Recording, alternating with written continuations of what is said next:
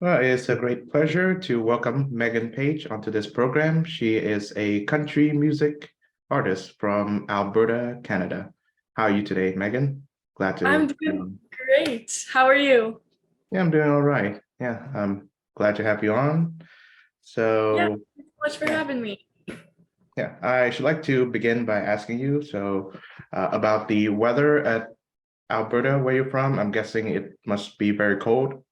Yeah, it's been snowing for the past week or so. The roads are really bad right now. Oh, wow. Yeah. hmm Yeah, how are you handling it so far? Well, I'm not the greatest with driving in snow, actually. I flipped my car last year. So it's been a little scary, but I got my winter tires on, so we're all good to go. Right. Yeah. Yeah, I'm glad you got your driver's license at so early an age. I only recently got mine. So I wonder Oh, really? where's the legal driving age there? Is it 18? Yeah. It's 16 here, Oh actually. wow. You get your learners at 14 years old, and Mhm. then you can start driving at 16. Okay. Oh, Yeah. that's good. Right. Yeah. Yeah. So we should talk about your latest single is titled No Coming Back from You. So Yeah. tell us about the recording and production of that song. So the recording for that song was actually kind of interesting. We did it over COVID. So everything was online. And when we went into the studio, it was just me and my producer, Travis. Mhm. And it was really fun. We recorded it in the basement of an abandoned Chinese restaurant, but it was still a very nice studio, to say the least. But yeah, they were really fun. I loved recording these three. Yeah. So did you or anyone else write that song? I actually didn't write that song. Oh my goodness, I'm blanking on the writers right now, but they are incredible writers. James Otto is one of them, and he's incredible, super nice guy. Great. Yeah. Yeah, So I listened to the song. I like it quite a bit. It thank is you. obviously a song about love loss. So could you elaborate more on the themes of it? So the song is basically just about loving someone so much that you can't even imagine losing them. Like there's really no coming back from them after loving them. I see. Yeah. So I'm guessing did your personal experiences with the field of romance inform the performance of the song? Absolutely. Yeah, I've definitely gone through this for sure. Yeah. hmm Yeah, I should like to mention the I guess cover art as well. So I wonder how did you take this one? Yeah, so my little side job is actually I work at a spa as a receptionist, and hmm these lovely ladies there. Her name is Alyssa. She's an incredible photographer. She just went out one day with me and said, "Let's take some photos." And my boss Gina, she did my makeup and my hair and all that fun stuff. It was a really fun day. Well, yeah. Yeah, So you're seen, of course, holding a guitar, wearing yeah. a very nice dress, should I add? Thank And you. yeah, so that leads me to my next question. So how did you learn to play the guitar? So, I actually my whole life I wanted to learn how to play the guitar, but I always picked it up and I couldn't do it, and then I just put it back down and I said I give up. But then one day I decided I'm sitting down and I'm learning how to play. So my dad actually taught me the basics of it. And then from Mhm. there, I was in high school. So then I went into a general music class. And then my general music teacher, Mr. McClellan, he taught me a lot more about the guitar. And that's kind of how I started to pick it up a little more. Mhm. Right. Yeah. So let's talk about you growing up musically. Were your parents musicians or are musically inclined? Yeah. So my dad is the more musical parent, I'd say. He always was singing and playing guitar growing up. And my grandpa as well was always singing growing up. So I definitely had a very musical upbringing, which I'm really grateful for. Yeah. What about your mother? My mom doesn't do many musical things. She loves music, but she's more into business side of things. I see. Yeah. Yeah. So my guess is that your mom's name is Carrie Ferguson, and that is That's my whose mom. Yeah. Zoom handle you are using. Yep. Mhm. So I'm guessing she's currently sort of like managing the non-musical aspect of you as a musician. Yeah, that's definitely the part that she's better at. She learned everything so fast and she just picks up things so fast. So she's really, Mhm. really good at it. Yeah. Well, yeah. So what kind of music were you introduced to as a kid? I was mostly brought up with rock as a background, and then my grandpa did a little bit of country. But then I kind of got into country. How did I even get into country? That's a great question. I actually got into country because of Martina's mom, Kim Oh, Simon. really? Yeah. She was my vocal coach actually for a very long time. And that's kind of how I started swaying over to the countryside. And then I kind of convinced my family to hop on the country train as well. Mm, well, that's Yeah. incredible. I got to know Kim a bit. She's actually going to be the show's next guest. So Yeah. I got to know Kim from obviously Martina, a previous guest Mhm. of this show. Yeah. Yeah, she's awesome. Mhm. Yeah. So how did you come to know both Martina and Kim? So, like I said, I met Kim through a family friend, and then I took voice lessons from her for a very long time. And I was constantly at her house for the voice lessons. So that's how I met Martina. Mhm. And then Martina just became best friends, and the rest is history. Great. Yeah. Yeah. So I've had the conversation with Martina, which I enjoyed thoroughly. She has a buoyant personality, shall I say? Yes. Yeah. So, of the two of you, which one started out doing, music first? Martina definitely started before me. She was kind of grown up in the industry for sure. I've learned Mhm, so much off of those two. Yeah, I kind of just attached to them and learned as much as I can. mhm. So, Yeah. in regards to the, I guess, non-musical part of childhood, your childhood, tell us about growing up in, your part of Alberta. Yeah, so I was actually brought up in the country, but I was raised kind of in Leduc. That's where I went to school. So it was a little different, I guess. I was very far away from everybody, so I guess I didn't have many friends growing up. So it was mostly just me and my family. Mhm. Wow. Yeah. Yeah. So, what were your, I guess, favorite activities to do growing up besides, I guess, music? Well, obviously music was a really big part. But then other than that, we didn't have Wi-Fi out here for a very long time. Right. So Yeah. carving sticks and stuff like that. Well, yeah, it's pretty Yeah. simple. Yeah, I didn't grow up in the country. I mean, I've lived virtually all of my life in the city, so I'm very Yeah. curious to know how, a person growing up in the country spend their time. Yeah, we did lots of sports and stuff. That's all I really remember. I did lacrosse, we were in taekwondo, and it was just constant. It was a little hectic. Mhm. Yeah. Yeah. So are you still going to school at the moment? I'm not. I actually graduated last year. Oh, congratulations. Thank you. Mhm. Okay. Do you have plans to enter university, college, higher education at any point? I actually don't plan to go to school. Okay, I'm just kind of sticking with music right now. cool. Yeah. So when again, like I said, like you've said, Martina entered the music business before you, but when did you decide that, hey, I want to do this too? I think I decided very young that this is what I was going to do. But I didn't enter the music industry side until a little later. I think I joined in about 2019 was my first ACMAs, Mhm. and then COVID shut everything down, and then that's when I started recording music because I couldn't play anywhere. So then that's definitely when I think I got into the industry. Yeah. All Yeah. right. So my next question would be, I'm guessing you started out making covers of songs that you really enjoy. So Yeah. which of the songs that you covered? So I was I grew up with Adele. I actually have a quote right here Set from Fire to the Adele. Rain by Adele.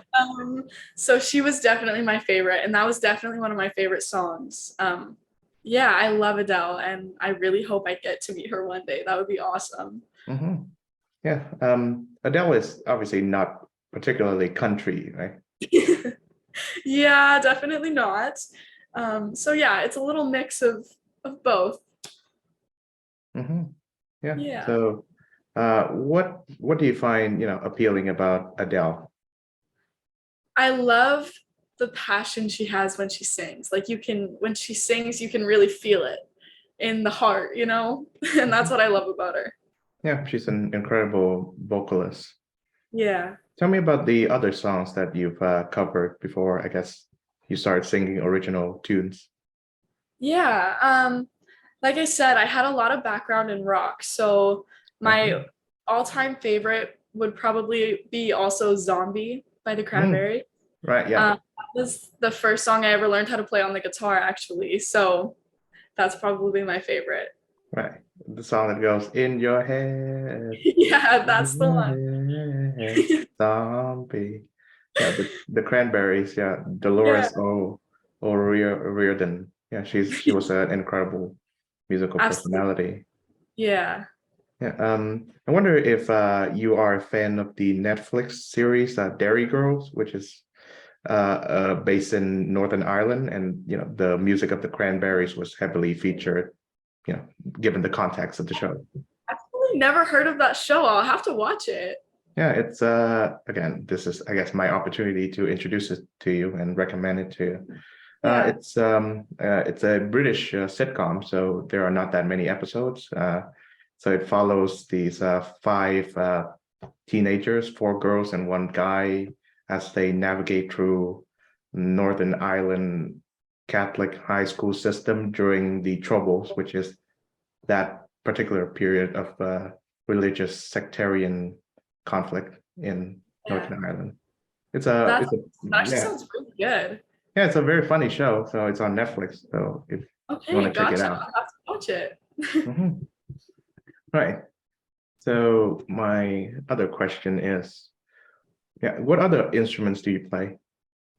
I can also play the piano. Hmm. And I started off on the ukulele before I learned how to play the guitar, but I haven't picked that one up in a while.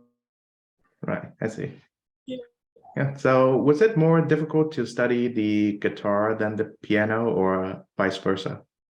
I definitely think the guitar was harder than the piano.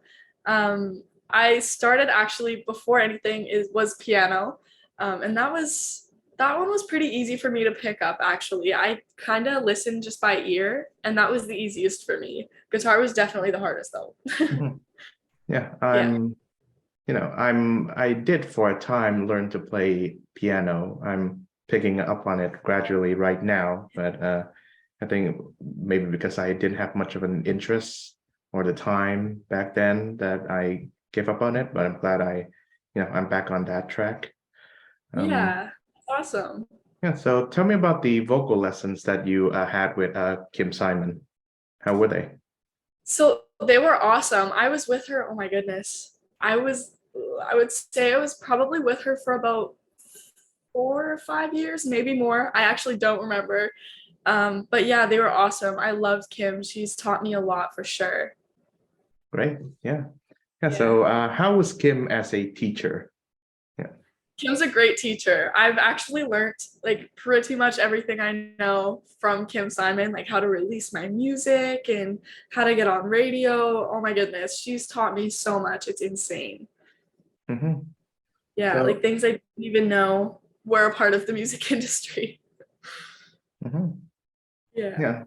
So what are some of the challenges that you've had to navigate when you are in the music business, even then and now? Yeah, so being an independent in the country music industry is actually really difficult. Like I said, just trying to get your songs on the radio and figuring out how to upload them to CD Baby and Apple Music and Spotify, it's a lot. Mhm. And how to get paid for it. Like, Yeah, you definitely need someone there to teach you how to do it. And Kim was definitely that person for me. that's awesome. So Yeah. according to Apple Music, the first single that you've released is called Best I Never Had. Yeah. Yeah. So I'm guessing it is your first release single as It an is. artist. Yeah. Best I Never Had was the first single that I ever released. That song is like my baby. Yeah. That one we also recorded during COVID. Oh, That was a really fun one. I loved recording that one. I think that one might be my favorite so far. Except for these next two that are coming. These two are definitely my favorite. right.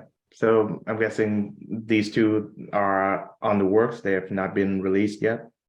Yes, they are in the works. We just got out of the studio recording some master vocals for it. So Mhm. they should be coming pretty soon. Right.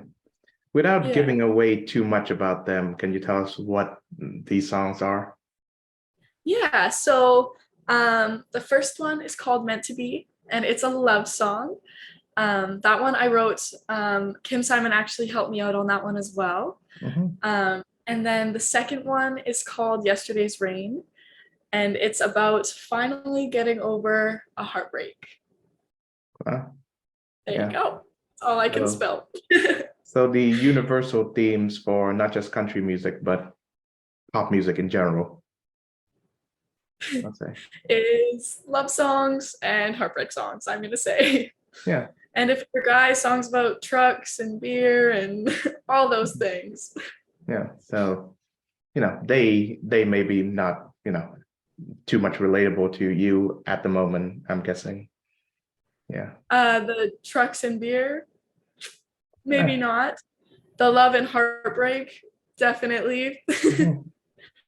Right. Who, in your opinion, is the greatest country musician who explores these themes in his or her songs?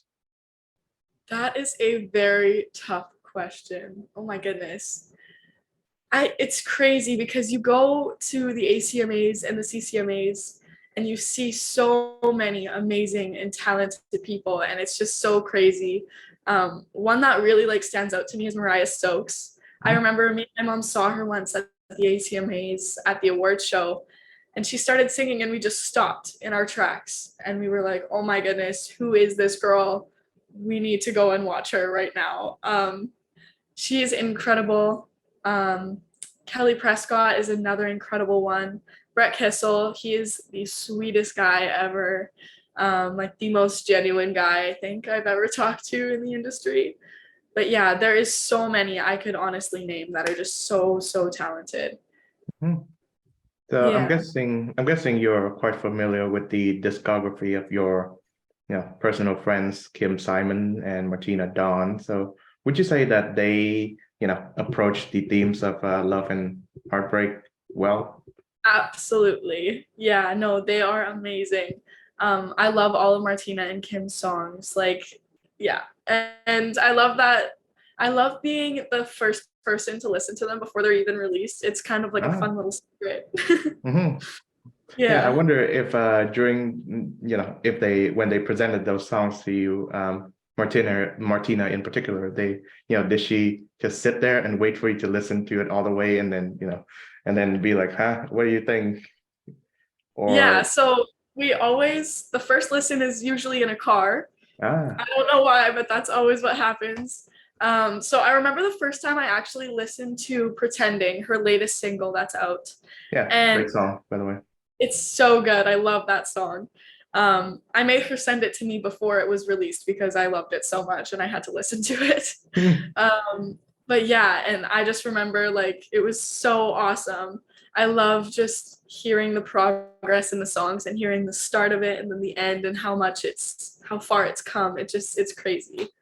Yeah, yeah, Yeah. right. So I wonder if, you mentioned having your songs being played on the radio. Yeah. Um, so when was a time when I guess you were driving, or I guess you were at home listening to the radio, and then suddenly they play your song and then you didn't know about it beforehand? That's actually never happened to me yet. Hmm. But Kim Simon has actually sent me videos of my song on the radio. Oh, And wow. people send it to me all the time, and they're like, "Oh my gosh, I just heard your song on the radio." But it's never happened to me yet. I actually don't listen to the radio very much, so that could definitely be a reason why. Yeah, yeah, I'm not big of a radio person either. I had a radio show on Trend Radio where where this podcast started. But other That's than making, awesome. thank you. Other than making these radio broadcasts, which turn into a podcast, I never barely listen to any of their broadcasts, embarrassingly enough. Yeah. Yeah, no, I just put on a playlist and go for a drive. Mhm. Right. So speaking of playlists, what is in your playlist right now? Just I guess tell us about the first 5 or 10 songs, or any random 5 or 10 songs that you have. I have actually like a lot of playlists. It's bad.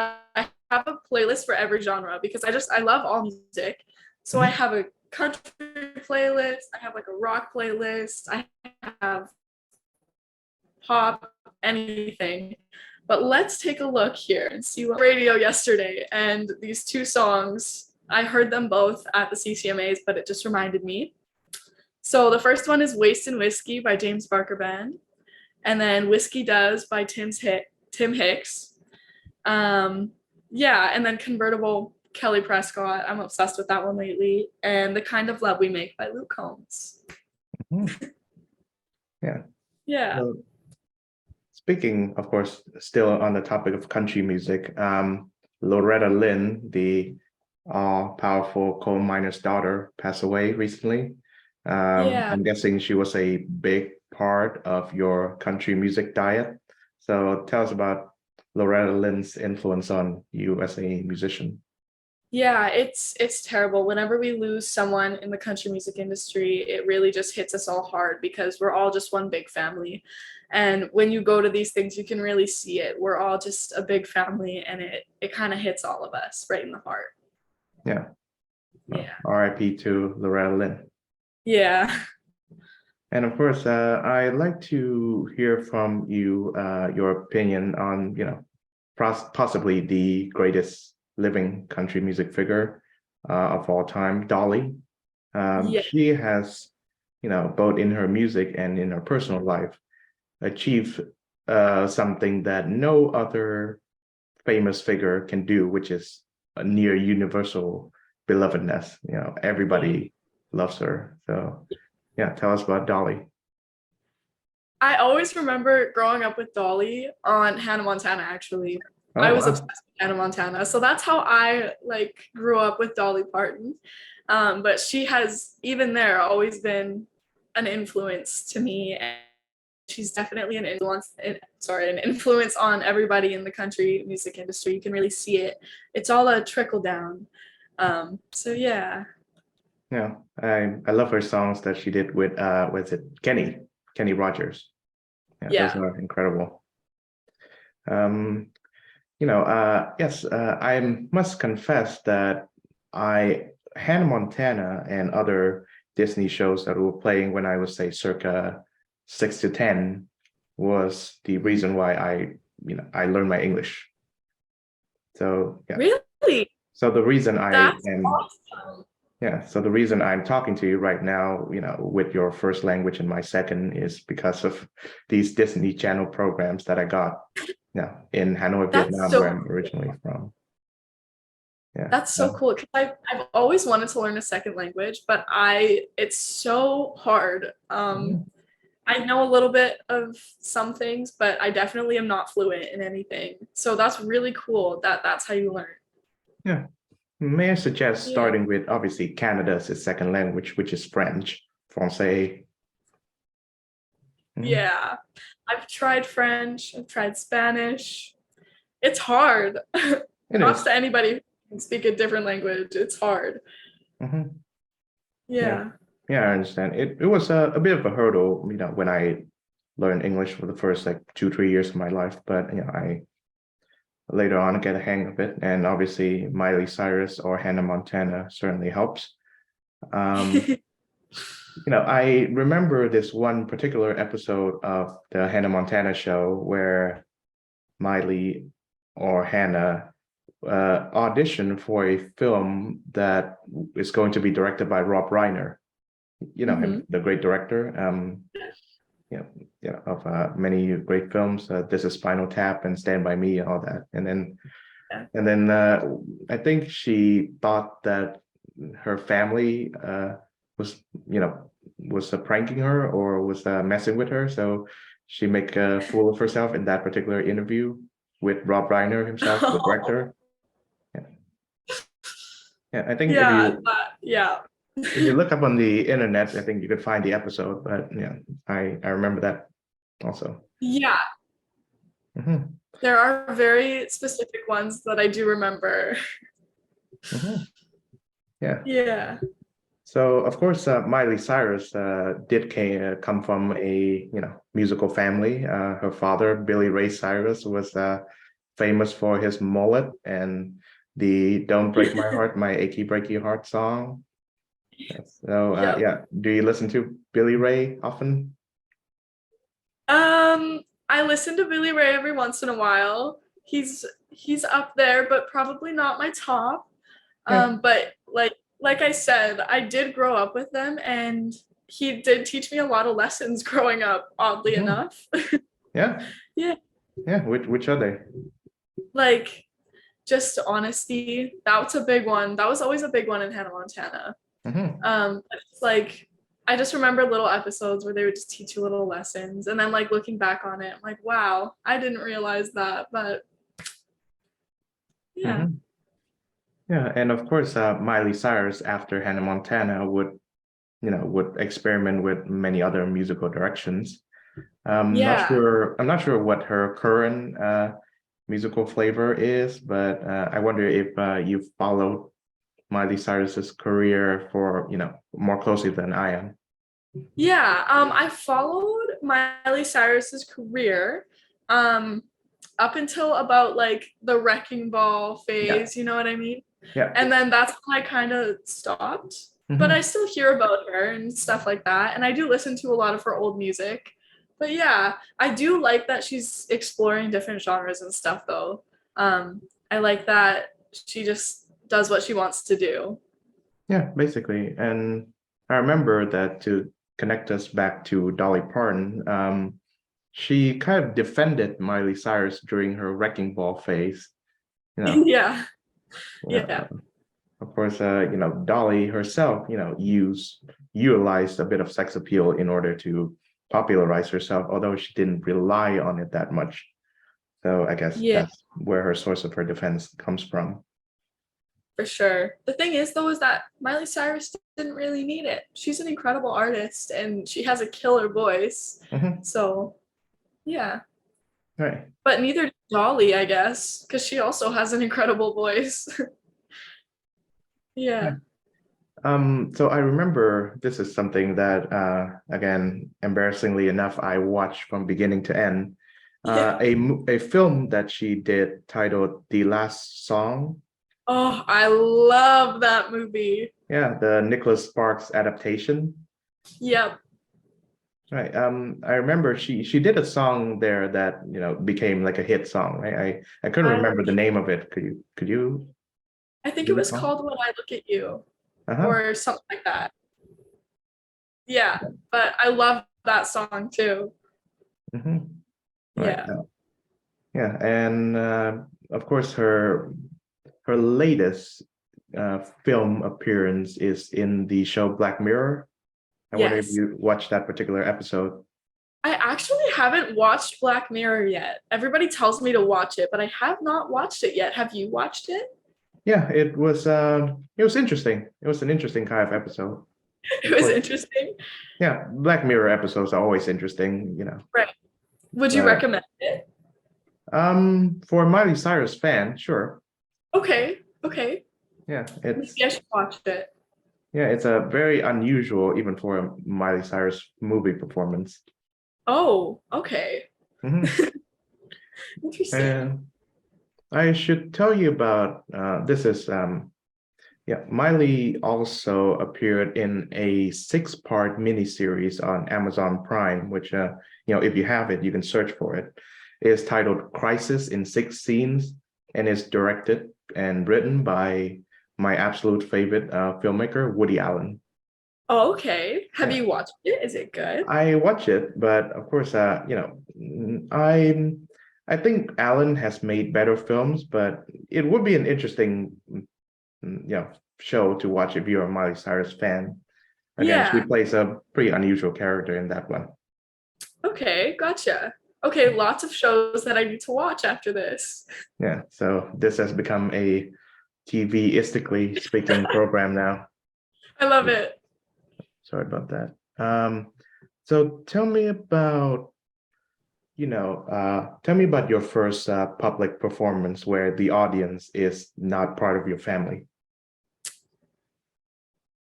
Oh my goodness. That's a tough one. The first audience performance. It's hard because I always played at like my school things. I was in a rock band in my junior high Oh, school wow. actually. So that would probably be my first gig. That was not my family. Hmm. I loved that band though. It was so much fun. And that's definitely where my rock also came from, the rock side of everything. So yeah, that was really fun. But I think my first like real gig would probably be like Big Valley Jamboree, the Horizon stage. I think that was probably my first real gig. Hmm. Yeah. Yeah. So how did you feel about that? Did you remember the feelings that you had before and after you've done the performance?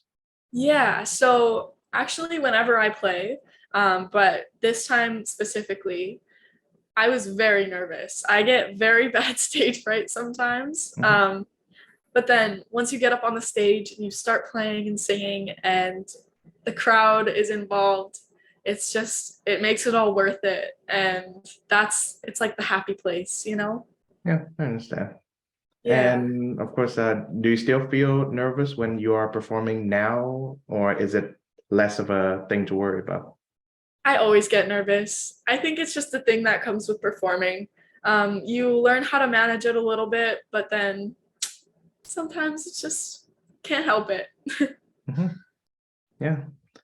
Tell me about rock and roll's appeal to you. I I don't know. It's just I always grew up with it. Um, but I've always loved rock and my parents have always been playing it and it's just always been around me. So I feel like I had to like it in a way. Yeah, Yeah. right. So what are some of your favorite rock acts and albums? I love Motley Crue. Hmm. Motley Crue is definitely a big one. Um, there's so many. There's so many that I was just brought up with, but specific songs. But Motley Crue, I'd say, was probably one of the big ones. Right. Journey was another one that I like. Yeah. Hmm. Yeah, Motley Crue was definitely not PG, No. to put it mildly. Yeah, I Uh, yeah, I've always known Motley Crue to be, more for their non-musical antics than their music. yeah. Obviously, there's that Netflix show, The Dirt, right, which is based on their memoir. Yeah. And in it, they reference that scene in which, involving Ozzy Osbourne and a line of ants. Of course, Oh you yeah. know that already. Uh-huh. And there's that other show on Disney Plus about Tommy Lee and Pam Anderson, and their home movie, which they don't really want the world to see, but the world started anyway. Yeah. Because I've actually never watched that one. There's another one I have to watch. Oh my goodness. Mhm. But yeah, Mick actually just retired. Oh, There, so mhm. kind of sad. Yeah, I'm glad they went on for that long. Yeah, I went to their last concert actually. But yeah, I think it might be time. Mhm. Right. Yeah. Yeah. So of the two, rock and country, why did you pick country, and do you intend on, I guess, pursuing a rock and roll direction anytime soon? So I feel like I was forced into rock, but not forced into it, but it was just always around me, so I just loved it. But country was something that wasn't around me as much, and I kind of just grew to love it. Um, and I think I picked country just because it is, like I said, like a big family, and everybody supports everybody. And yeah, I love the country music industry. Everybody's so supportive of each other, and it's great. Mhm. Yeah. Yeah. I know that the main difference between rock and roll and country is that rock acts are typically more bands. There are solo rockers, but they're typically form in bands. And country music, the acts are typically solo individual performers. Yeah. There are some country groups, I believe, but the Highwaymen, I guess, but they are a group of. So I think another reason I got into the country music is because, like you said, it is just you and your guitar, Mhm. um, and just you're singing from the heart, and that's what I love about it. Rock is more of the show, like you said, but country is definitely about the feeling. Yeah, understandable. Are there any country rock crossover acts that you find appealing? Hmm. I think actually, you know what? I think Jason Aldean Hmm. does a great job of it. Yeah, He does have like kind of the mix, which I like. But then he also does have those him and his guitar songs, but he can do the country and rock mix, and I really like that. awesome. Yeah, Yeah. I know that a friend of mine introduced me to Jason Isbell and the 400 units, but I've never had an opportunity to check them out. I think I probably should. So, Yeah. listen to them? Yeah. Do you listen to them? Oh yeah, sorry. Yeah, I do listen to him. Yeah. So let's talk about the country scene in Alberta, where you're from. So is it a vibrant one? Being from Edmonton, the country music scene isn't as vibrant, but going to Calgary, it definitely is alive and well there. The country music, that's where they hosted the CCMAs this year, Hmm. um, and it's just that's where you can definitely see the big family and the heart of country music. I think kind of lives in Calgary. Well, yeah, I'd love to visit that part of Canada at some point soon. Edmonton and Calgary and probably the rest of Alberta. I've had Yeah, the pleasure of studying in Canada for 4 years, but again, it's not a part where I have visited. yeah. So, locally as well as I guess provincially, what would be your favorite venues to play in? Ooh, that's a good question. My favorite venues to play in. I played at the Jubilee Auditorium once, and that one's in Edmonton. And the sound in there is so beautiful. Like the acoustics. Oh my goodness, I could play in there forever. It's so beautiful there. Yeah. Any Yeah. other ones you could name? I played Station on Jasper as well. That one's a really good one. Um, that one is very, oh, how do I explain it? It's the vibes, if that makes sense. Yeah, I understand. Yeah, it's the very, I don't know how to describe it, but I really like playing there. Hmm. Um, yeah, I think those are two good ones. Right. So tell us about some of the recent shows that you've done. So the most recent show I did, my goodness, where did I play last? Oh, I know where I played last. I just got back from Calgary, actually. Ah, I played at Ranchman's, and that's a bar. It was a competition, actually. And yeah, that one was really fun. right. Love to hear it. Yeah. So what would be the I guess largest crowd that you've ever played to? Probably at the Jubilee for sure. I don't actually know how much the Jubilee can seat, but it was full. So there was a lot of people there. Mhm. Wow. Yeah.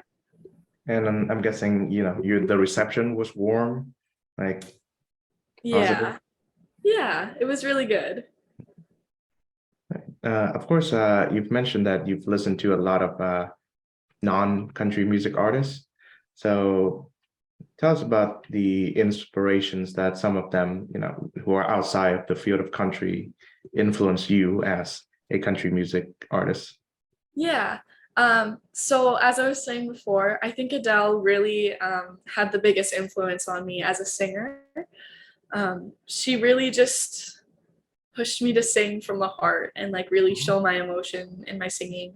And that's how singing kind of turned into my getaway. Um, yeah. So I think Adele was probably the biggest one for me. Mhm. Yeah. Are there any local artists that, who are not involved in country music artists that, really inspired you and we should pay attention to? Oh my goodness, that's a great question. Like so many. That's the thing is there's so many independent artists who are just so talented. Um, and every person I watch, I learn from them, whether it be a good thing or a bad thing. Um, yeah, like there's so many. Like, who could I name for you? Beamer Wigley. Mhm. He is actually from BC and he is an incredible guitar player and singer. He's one that I feel like lots of people maybe might know about him, but he's also very hidden. But he is very talented and he produces his own music and the most talented kid I've ever met, probably. Wow. So Yeah. he's younger than yourself, I'm guessing. I think he's 19, Oh, if I'm wow. Okay. but yeah, he's pretty young and he is very talented. Well, yeah, I should check him out. Yeah, for sure. So, who would you like to open for? Which artist would you like to open for? I want to open for Adele. Of That's a long shot, but who's another one that I would like to open for? I'd like to open for Kelly Prescott Mhm. or Jojo Mason because I met Jojo Mason at the CCMAs actually, and he is the sweetest guy ever. So yeah, I would really love to work with those guys for sure. Mm. And of course, the complimentary question, which is your dream venue to perform in? The Grand Ole Opry. Yeah. Yeah, I would really love to play there. That would be incredible. And then, yeah, just stadiums like Rexall in Edmonton here. That would be awesome too. Yeah, I Mhm. think those two. Right. So how do you balance your life as a musician with the non-musical aspects of your life? I guess the personal ones. I feel like my whole life has become music at this point. So I don't know if there is a balance. Um, it's really just focused on music, but then also work. Um, so go to work, come home, work on music even more, and then yeah, it's a fun little cycle. And then Mhm. on the weekends, you're doing gigs, and yeah, Right. Yeah. So of course, we've touched on this one before, but tell us about the influence and support that your family has had on you as a musician. yeah. My family has been really supportive of me. When I was little, I always told them, I'm like, hey, mom, I'm going to be famous. I'm going to be a singer. It's going to happen. And she's like, oh, you're so funny. Haha, that's not going to happen. And she was always like, don't you want to be a nurse or a doctor or something? And I'm like, no, I'm going to be a singer. Um, and then as I got older, I think she started to realize that I wasn't kidding. So then she kind of just had to accept it. And then since then, she's been very supportive. And they are definitely my biggest helpers for sure. Wow. Yeah, So, final question. What does music mean to you? everything. Mhm. If that makes sense. Music is everything to me. It's a way of like living, and yeah, it's just how I express myself, and it's my comfort place. Mhm. Yeah. Right. So bonus question actually, because I know that Martina is also a Taylor Swift fan, and I'm guessing you are as well. Absolutely. Any thoughts on her latest album? I actually haven't listened to it yet. Everybody's been telling me to listen. Me and my producer Travis Switzer were actually just talking about this. I haven't listened yet, and that's really odd of me because I do love Taylor Swift. So I'm gonna listen to that after this, actually. Of course. On Yeah, that note, thank you very much, Megan Page, for being on this program. Thank you for gracing us with your beautiful music and your beautiful spirit. I hope you thank you take so care of much for having yourself, and I look forward to your future musical output. me. Thanks so much.